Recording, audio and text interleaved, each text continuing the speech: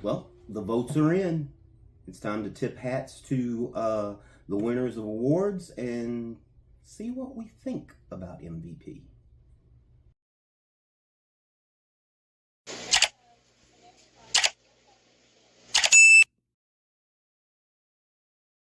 Hello, YouTube and Dolphin Nation, and NFL Nation for that matter, because today we're talking about MVP. We are talking about the award ceremony last night. This is Finn's Temporal Focus, affectionately known as PTF. I'm Chris. I'm going to be your guide or your navigator to nowhere. The point is, today we're going to tip our hats to a lot of guys that won awards last night. We're going to talk about the MVP. We're going to talk about the Hall of Fame class. It's very interesting. Of course, MVP Josh Allen, and this is one of the first times I can actually say the MVP has become so watered down. It is a quarterback award now, and I think honestly, there's a lot of players that get snubbed in the MVP. It's just become a quarterback award now. Pretty much, the Player of the Year award to me is kind of the MVP. But as a Dolphin fan, it hurts. But this award should have went to Josh Allen. Josh Allen has been absolutely unbelievable this year. He basically put the Bills. I wish he'd have put the Dolphins on his back.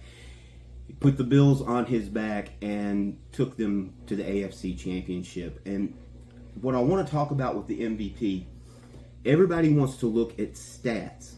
Sometimes you need to use your eye test, because would the Ravens have done as well without Lamar Jackson?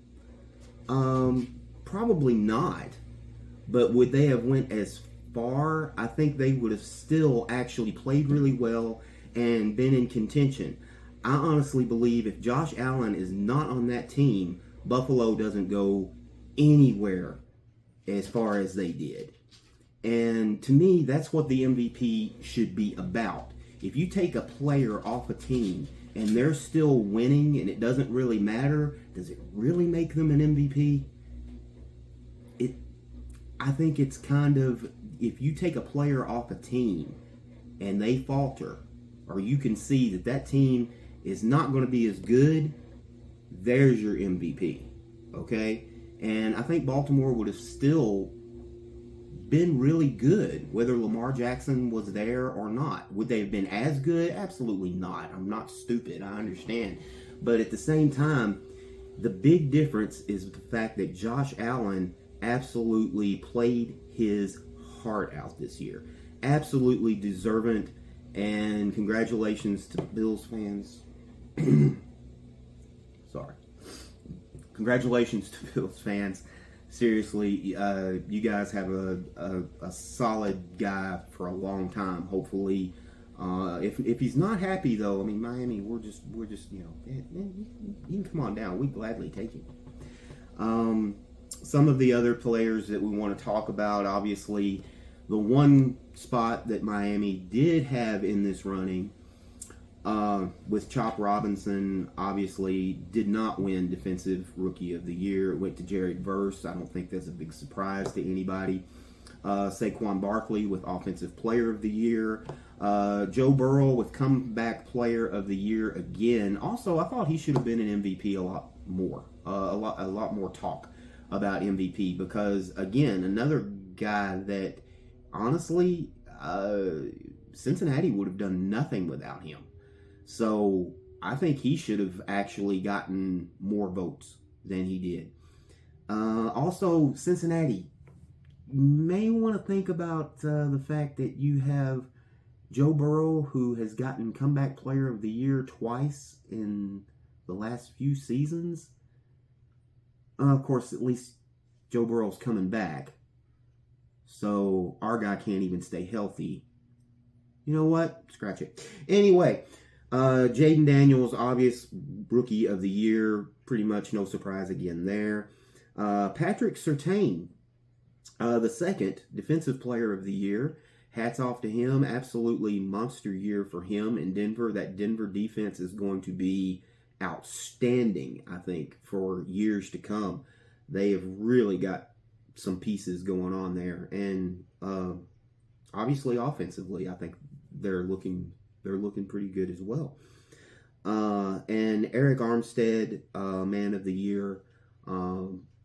To me, one of the biggest awards that you can get. Jacksonville's defensive end with the Man of the Year award. So hats off to all these guys and congratulations.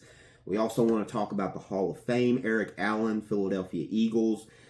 Jared Allen, Minnesota Vikings. The great Antonio Gates, the San Diego Chargers. Sorry, LA. And of course, Sterling Sharp gets the senior nod with the Green Bay Packers. Tremendous wide receiver. I think he's definitely deserving of the Hall of Fame. We've all seen the Shannon Sharp clips of him saying, "Hey, I'm the second best player in my family, and I'm in the Hall of Fame."